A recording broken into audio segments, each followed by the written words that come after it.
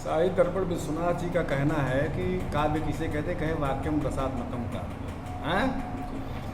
कहा कि रसात्मक वाक्य को काव्य कहते हैं, रसात्मक वाक्य को काव्य कहते हैं।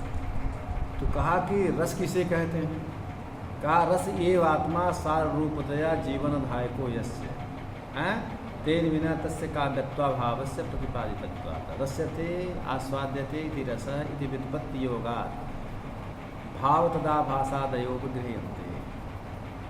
कहा सारस स्वरूप होने से रस ही जिसके जीवन का आधायक है, आधान करने वाला, ऐसे रसात्मक वाक्य को हम काव्य कहते हैं। ऐसे रसात्मक वाक्य को हम काव्य कहते हैं। कहा रस के बिना तेन बिना माने रसेन बिना, रस के बिना काव्यत्वाभावस्य प्रतिपादितत्वात् जिसके रस के बिना ठीक ना, वाक्य में काव्यता आ ही नहीं सकती। ठीक है, तो इस बात को हम पहले क्या नाम प्रतिपादितत्वात् पहले ही बता चुके हैं। रस्यते, कहा रस क्या है, रस्यते आस्वाद्यते, जिसका आस्वादन किया जाता है वह रस है। ठीक है, रस्यते आस्वाद्यते, रस आस्वादने धातु से धातु को कर्म करते सूत्र से घन प्रत्यय करने पर प्रकृति प्रत्यय तो उसमें भाव तदा भाषा दयो भी भावा तदा भाषा रसा भाषा भावा भाषा से गृह्यन्ते आदि पद से भाव शांति आदि का भी ग्रहण कर लेते हैं। ठीक, भाव संधि भाव सबलता इत्यादि का भी ग्रहण हो जाता है। तो कहा कि ऐसी व्युत्पत्ति करने से भाव रसाभास आदियों का भी ग्रहण होता है। कहा कि अब तत्व रसो यथा, अब हम जैसे रस इत्यादि का, श्रृंगार रस इत्यादि का उदाहरण बता रहे हैं। हाँ, शून्यम वास गृहम विलोक शयनाद उत्थाय किंचिक्षणैः निद्रा व्याज मुपागतस्थ सुचिरम निर्वर्ण्य पत्युर्मुखम विश्रद्धम परिचुम्ब्य जात पुलकामालोक्य गंडस्थलीम लज्जा नम्र मुखी प्रियेण हस्ता वाला चिरम चुंबिता। समझे? तो यहाँ पर कोई नवोढ़ा माने नवपरिणीता बाला तरुणी का विवाह हुआ था, वह अपने कमरे में अकेली थी। अपने कमरे में अकेली ने कहा नवोढ़ा नायिका ने कमरे में सखी आदियों से शून्य देखकर, माने सखी आदियाँ उसके कमरे में उस समय नहीं थी, अकेली थी, और उसका पति भी पलंग पर लेटा हुआ था। ठीक है जी। तो पलंग से धीरे से उठ करके क्या किया, नींद के बहाने से वह उसका पति उस पलंग पर लेटा हुआ था। शून्यम वास गृहम विलोक्य शयनाद उत्थाय किंचिक्षणैः और निद्रा व्याज, निद्रा माने व्याज माने बहाने से, नींद के बहाने से मुपागतस्य सुचिरम निर्वर्ण्य पत्युर्मुखम, निर्वर्ण्य पत्युर्मुखम। ठीक है। अच्छा, तो कहा कि निर्वर्ण माने दृष्टवा, निर्वर्ण माने दृष्टवा, धीरे से उठ करके नींद के बहाने से लेटे हुए पति के मुख को बहुत सुचिरम माने बहुत देर समय तक देख करके विश्रब्धम विश्वासपूर्वक, विश्रब्ध माने विश्वासपूर्वक देख लिया कि अब सो रहे। तब किया परिचुंब जात पुलकाम आलोक्य गंडस्थलीम, तो उसने उनके मुख का चुंबन किया, पति के मुख का।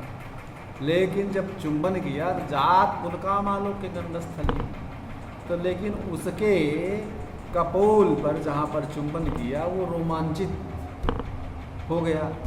जब रोमांचित हो गया, इस बात को जानी, तो वह लज्जा नम्र मुखी प्रियेण हस्ता वाला चिरम चुंबिता, तो वो लज्जा से लजा गई और अवनत नीचे मुख वाली सी हो गई, नीचे मुख कर ली लजा करके।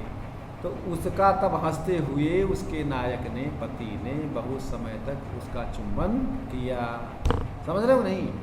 तो कहा कि अत्र ही संभोग श्रृंगाराख्यो रसः, कहा कि अत्र यहाँ पर बाला प्रियश्च आलम्बन विभाव, शून्यम बास गृहादि इत्यादि उद्दीपन विभाव है। बालाकृत विलोकनादया प्रिय विहित ब्याज निद्रादयश्च अनुभाव है। लज्जा हासादयो व्यभिचारी भाव। एतैर्व्यक्तैरत्याख्या स्थायी भाव रसरूपतां प्राप्ता, अर्थात सच रस श्रृंगार रूप है, सच दुविधा संभोगो विप्लम्भश्च अत्र कतरो रस इत्याकांक्षायाम अस्मिन् पद्ये संभोग श्रृंगाराख्यो रसः। तो यहाँ संभोग श्रृंगार नामक रस है, ठीक है कि नहीं? तो ये संभोग श्रृंगार नामक रस यहाँ हुआ। अच्छा, कहा कि भाव यथा महापात्र राघवानंद संधि विग्रहिकाणाम, महापात्र राघवानंद संधि विग्रहीकृत भाव का उदाहरण अब हम दे रहे हैं, ठीक है? कहा कि इस भाव के उदाहरण में विष्णु के 10 अवतारों का, भगवान के 10 अवतारों का वर्णन। यस्यालीयत सल्कसीन जलधि पृष्ठे जगन मंडलम द्रष्टायाम धरणी नखे दितसुताधीशा पदे रोदसी क्रोधे छत्रगणा धरे दशमुखा प्राणौ पलम्बासुरो ध्याने विश्वमसावधार्मिक कुलम कस्मै चिदस्मै नमः। ठीक है? यहाँ पर अत्र भगवत विषया रतिर्भाव है। भगवान विषय जब कोई प्रेम होता है तो साहित्य शास्त्र में उसको भाव कहते हैं। तो क्या कहते हैं? भाव। तो कहा कि तो भगवान के 10 अवतारों का वर्णन यहाँ पर किया गया है। कहा कि यहाँ पहले